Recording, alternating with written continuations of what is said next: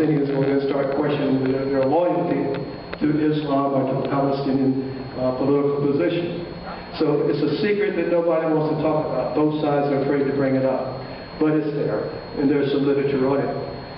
But anyway, the secret Jews of Spain, how many converted, how many went into exile, the numbers will vary according to the author.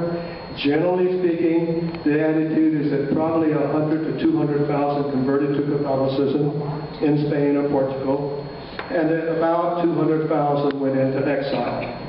Now those who went into exile mostly went to North Africa and especially to the Ottoman Empire, which of course was the Muslim stronghold, centered in Istanbul, Turkey. And I lived in Turkey for a year and a half, enjoyed it very much. Went to Smith Times, as we were talking about earlier here with the gentleman.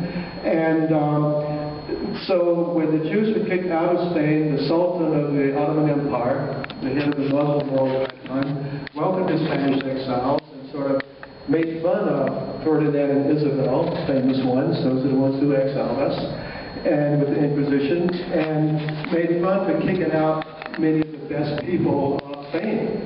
Because at the very time that the Western world, the Atlantic world, was beginning to enter into the great empires, Portugal, Spain, France, Britain, those great, and the Dutch that made great empires in the Western world and Africa, with a lot of negative consequences also, of course.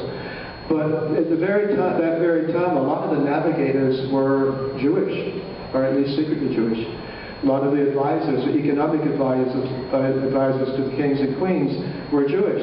So the Sultan of Turkey welcomed these people and just couldn't understand how the king and queen of Spain could kick these people out. But he welcomed them.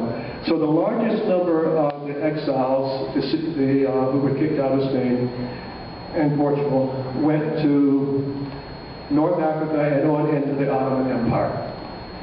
Some went to Protestant areas of Europe, like Amsterdam, Holland, which welcomed the Jews. Some of them did come to the West, and if they came to a Spanish or Portuguese colony, then they had to be secret Jews, because the Inquisition was still there. If they came to a British or Dutch colony, then they could come out openly as Jews. So in some of the Caribbean areas they could be open, in some of the Caribbean areas they couldn't.